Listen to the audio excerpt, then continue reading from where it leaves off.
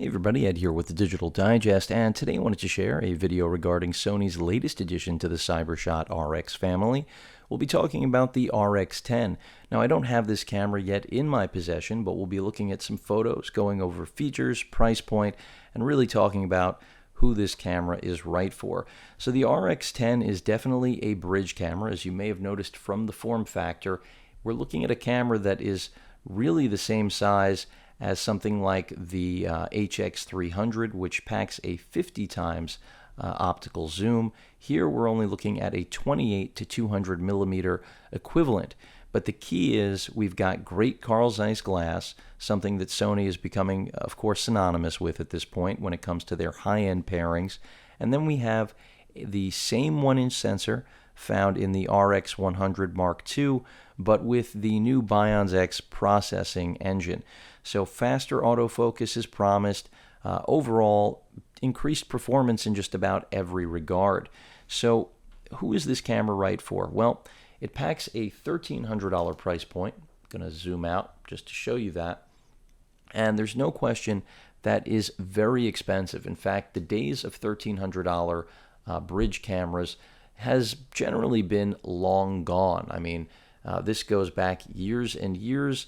Sony's R1, Konica Minolta made some great cameras in their Damage line, but the point is that no one has successfully put together a high-end, expensive bridge camera like this, at least in recent memory, especially with any type of success.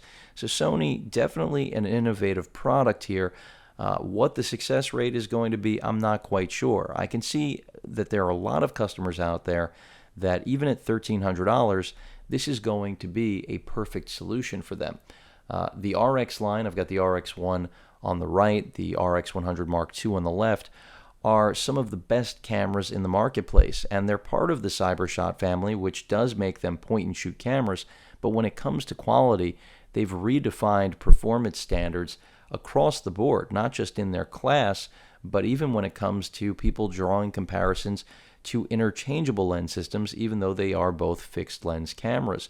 Granted, the RX100 and Mark II does have zoom capabilities. Of course, the RX1 is fixed at 35 millimeters. So here we've got really a response, in my opinion, to, again, customer feedback. Sony lately, at least in the last year, has done a very good job of listening to what consumers want and actually bringing it to market. So in terms of actual specifications, let me go ahead and go to the full website so that we can go over those specifications. Of course, we've got that same 20.2 megapixel Exmor-R CMOS sensor. And it is basically, as I mentioned, the same one found in the RX100 Mark II, rear illuminated, so that's going to give you solid low light performance. But the key selling point, again, is that Carl Zeiss glass, because it is bright at f2.8. That's, again, industry first pretty much, especially in this form factor of a bridge camera with all of these features. It's just unprecedented, and that is part of what garners or demands that $1,300 price point. I also think it has a lot to do with the fact that it gives Sony a pretty decent amount of room for lowering the price, which is certainly common sense. That brand new Bionz X processing engine, which is also found in the A7 and A7R, the brand new full-frame interchangeable lens system that Sony has introduced under the Alpha brand, also incorporates this engine, and that's just all about autofocus and the overall performance in camera. So what are you getting with this package? This is a traveler's delight, the all-in-one.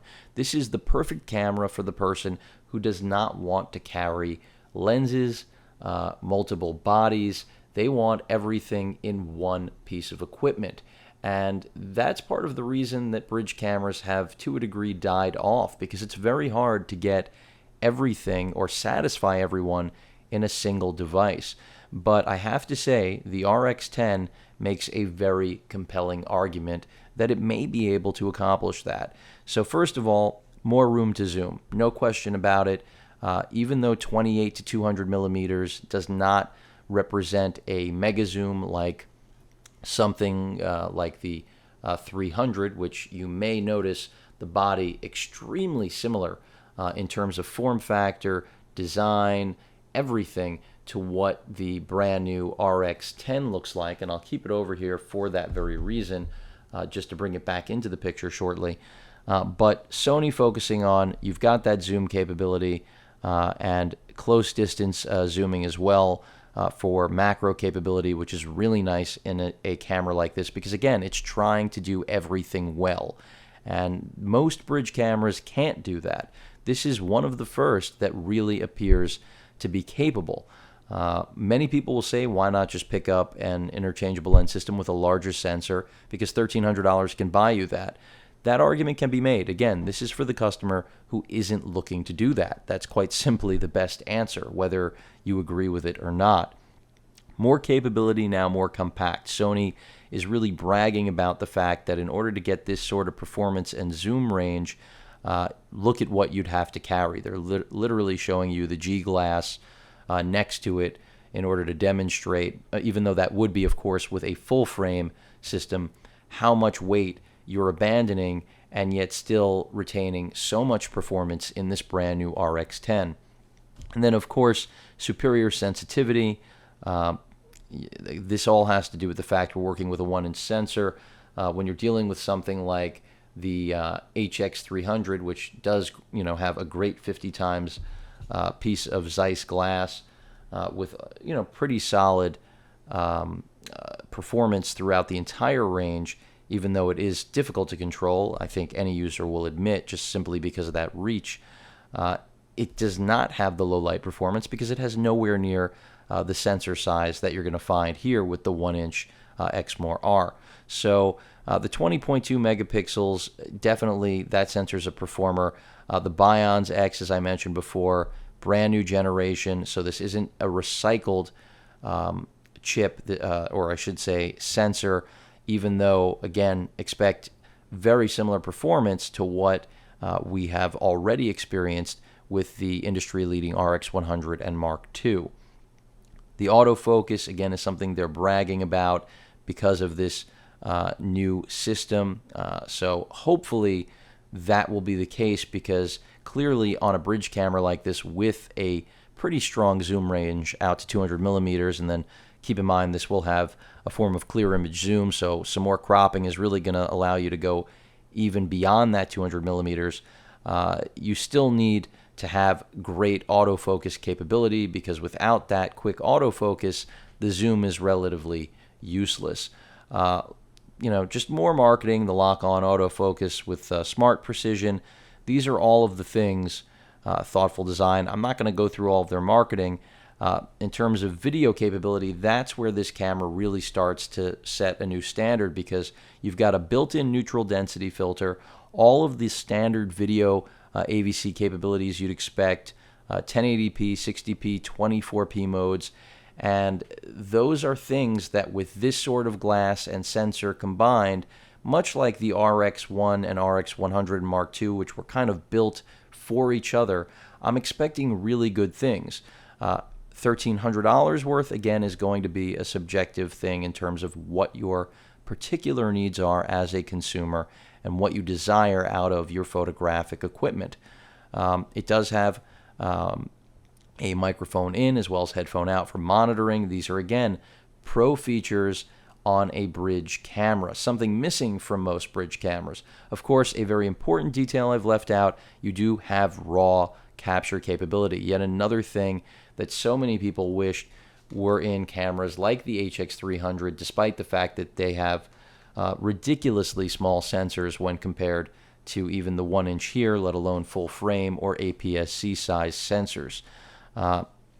Beyond that, most of the balance of this is not really important for pointing out.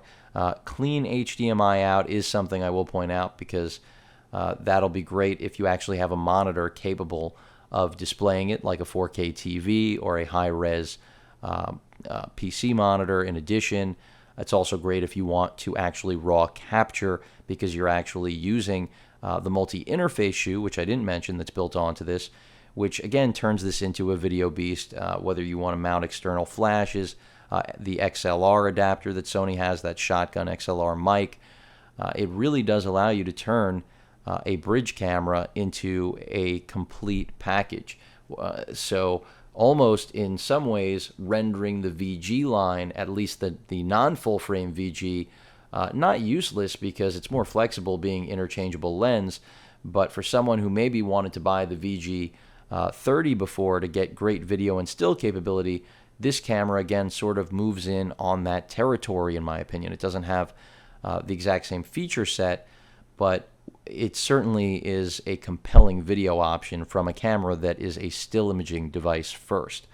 You do get an OLED viewfinder. You're not going to get that, I will call it, low quality viewfinder found on the HX300 CyberShot camera. This was only a $500 camera at launch, so keep that in mind when it comes to price point, but you're getting a much higher quality OLED viewfinder comparable to what is in the NEX cameras and pretty much has become Sony's standard in all of their higher end cameras that incorporate electronic viewfinder capability. Overall, that's the message with this camera. You do have play memories capability, but not the application store, because this camera also does have Wi-Fi and NFC, some more great features, but unfortunately no play memories applications. In order to have that capability, the time-lapse apps, noise reduction, and that growing market of both free and for sale applications, you will need to step up into an interchangeable lens camera. That has become the model with Sony. If you want every feature, you have to move up into an interchangeable lens system. If you're willing to make a compromise, Sony, though, is very generous in still making sure that you're not left out of the mix. Even the 3-inch display on the back, which can articulate 45 degrees downward, 84 up, also still a great experience. Sony has made sure that you're not going to have problems in bright sunlight using this camera. So overall, I really do like the RX10. In fact, it may surprise some of you that I am actually excited about this camera. It's simply because it represents a gap that hasn't been filled in a really long time. Most people will chalk that up to the fact that digital SLRs have become inexpensive. Even NEX cameras themselves really do represent a great value. But with that said, I'm going to bring out another camera to make a very specific point about the RX10 and this wide feature set. Clearly, I have the members of the RX family here, except for the RX1R. I don't have that camera right here flanking our virtual RX10. I'm going to back these up for a moment. And again, the RX line is really about giving you the best possible quality and also the best actual form factor, but still within the CyberShot family. So clearly, these are not enthusiast products necessarily, even though the case can be made for the RX1. But let's say we wanted to basically match what the RX10 represented in the NEX class of cameras. You'd have to do it with this model right here, the NEX6, because even though it doesn't have NFC, it does have Wi-Fi. Of course, you get the advantage of the Play Memories App Store.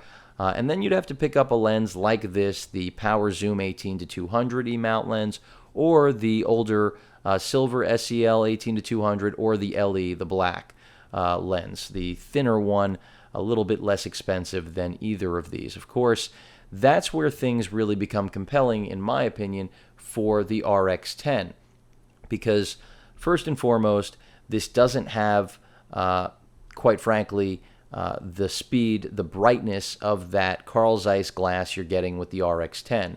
You do have basically the same range. This is an 18-200 millimeter lens. It's not identical to the 28-200 because of the crop factor. Here we are dealing with an APS-C size sensor. Here, a 1-inch sensor. So there is a variation, but this is about as close as you're going to get in terms of Sony's offerings for performance and quality in a similar form factor. So the lens here alone, you're looking at $1,200. And even with the NEX6 now being on sale, that's going to be roughly $650 retail right now for the body alone. So still, this is a far more costly package than picking up the RX10 without any question. Even if you go with the older lenses that I mentioned, the original 18-200, or the LE, or even the brand new power zoom lens that is launching for the E-mount lineup, which is a more limited range, not as close again as these two, you're still going to be spending far beyond the $1,300 that the RX10 commands. So really the only reason to go with something like this package is if you absolutely need to have the interchangeable lens system. And that's really what the RX10 is all about, because as you may have noticed, the NEX6 has all of the same features. I mean, we've got our HDMI out, we have the multi-interface shoe, we have the OLED viewfinder, although I'd argue center mounted, it's definitely far more comfortable to use, at least for me personally.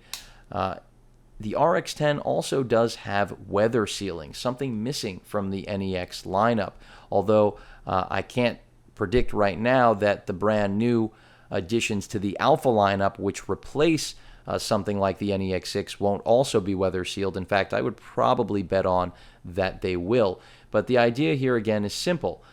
This camera is going to be a lot more expensive than the RX10, and also it's going to mean traveling with more, learning more, even though that's not quite true of the RX10 because it really does have every manual control under the sun. I'd like to get you more detailed images than what Amazon offered, since they only had one actual link. And you know what? I'll go to Sony Alpha Rumors for that. And credit to them, or I should say to the man, because he does a great job with that website, really keeping everyone abreast of just about everything you could possibly want to know about Sony's offerings, specifically the mirrorless ones. Here, an update on the Zeiss 35 f2.8, launched for the A7 and A7R, the brand new Alpha lineup full frame cameras, still of course based around E-mount, for those of you not familiar, but he also creates a very nice index from the announcement of all of the brand new products, glass, everything, as well as list of vendors, much like myself, to link you guys to the products that we are covering. So a great resource for Sony information. The rumors don't always pan out right, but most times he's dead on. So a lot of credit, again, to Sony Alpha Rumors, a great site for Sony enthusiasts in particular. But what I wanted to point to, of course, was the RX10. Let's take a look and see if B&H has more detailed photos. If not, I'll just go straight to Sony, although Sony's website tends to be a bit of a pain. So yeah, it looks like we've got good images here. I'm going to bring in a tight shot. And the RX10, quite frankly, I think is going to be a great camera for all of those people who want a zoom camera. Again, this is not a mega zoom, and it shouldn't be interpreted as such, even though clear image zoom is going to sort of turn it into a mega zoom. It really isn't. But let's go ahead and zoom into the actual images so you guys get some nice shots of this camera. And you can see immediately the resemblance to the HX300. I'll take this out a little bit wider just so we get that side by side. And you can see clearly the orientation is different. Dials have moved around, but the actual build also not going to be similar. Magnesium on the RX10. This is a polycarbonate build of the HX300. Again, a $500 original retail camera, now a lot less. But the actual form factor, very, very similar. But going back to the photos of the RX10, let's just jump through and get a tour here of the whole body. Oh, that's not really what we want. Front end shot. And there, I think you can really see it. Cable release shutter button, much like the RX1. And that's the thing about all of these brand new cameras that Sony has announced. You can see it right there in the background, pretty much identical. They really all are, you know, variations of each other. Sony taking the best of what they've made and putting it together. You know, why reinvent something when you've already got all of the right parts to really make a phenomenal product. And that's what I've seen Sony do here, and it's all very logical. You can see on the right side we have the NFC logo, that's the contact point, as well as a little bit of branding for the sensor and AVC HD capture capability. Articulating LCD screen, as I mentioned before, the electronic viewfinder, your multi-interface shoe. You've also got a digital readout to make you feel right at home like you're using a digital SLR. So clearly this is one beast of a bridge camera. I mean, if you were waiting for the next gen bridge, you're looking at it. It took a long time, but it looks like Sony has hit it out of the park, and that's one of the reasons I'm really attracted to this camera, even though clearly I've got more than enough cameras to cover my bases. As many of you know, specifically my subscribers that are camera-centric, the RX10 really just seems like the perfect travel camera that can cover everything and everything well. Of course, not pocketable like the RX100, but really just a control monster and flexibility beast, and that's what the RX brand is all about. On the left side, you can see our microphone input, as well as access to HDMI, clean output, as I mentioned before, and headphone jack, USB terminal. That is that new multi-interface shoe, so you can use a wired remote like the one I reviewed. And then the lens barrel, you'll notice, again, really similar to what we have in the RX1 in terms of design. So that's very interesting. All of the same controls built in pretty much when it comes to aperture, as well as your focus ring. The build, it's very, very similar. It's crazy when you think about how close these cameras are in terms of all of the design cues and elements. Extended right there. So about the same extension, I'd say, that you get out of the HX300. And it's no wonder, I'm assuming these are all going to be coming out of China, the same place that all of their cameras right now are being made. Overhead view, multi-interface shoe. Viewfinder, you may have noticed, looks extraordinarily, this top view, very similar to the A7 and A7R. Of course, no readout on the top, but the viewfinder, positioning, design, flash, placement, all of that seems to look very, very similar. Extended from the top. Again, they will be, much like on the HX300, giving you your focal range as you zoom out, so you do have a visual cue on the lens in case you're using it manually rather than using the actual zoom toggle that's right there on the shutter release button as usual. But that pretty much covers it. The rest of these images are just people shooting with it, which if you want actual scale to a human head, there you've got it. But the RX10 really does look like a beast in just about every way. Very excited, as I said, to finally see a bridge camera that, in my opinion, is justifiable at $1,300. And I think that, as I mentioned earlier, that'll shock a lot of you. But when you look at the whole feature set, the fact that this is so capable, even though, yes, it does only have a 1-inch sensor, you can make the argument that the 1-inch sensor plus the f2.8 glass from Carl Zeiss should make it a machine unlike ever before within the industry when it comes to the bridge sector. Whether or not it will succeed certainly will be interesting. Again, reiterating credit to Sony Alpha Rumors. Been a fan for a long time. They've featured me once in the past, maybe more, I'm not sure, but it's a great site. If you don't follow it already, go ahead and jump on. Follow them on Facebook, Twitter, etc., because this is a great resource for getting usually accurate rumors regarding the industry. But again, the RX10 really represents new ground, and as soon as I can get my hands on it, you can be sure you'll be seeing it. Hopefully the A7 and A7R as well. All great announcements from Sony. A new direction for the company, no question, but a good direction.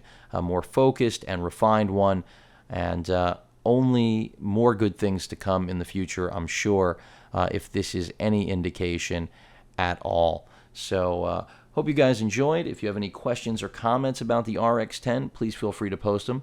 And of course, as usual, please feel free to subscribe. Later.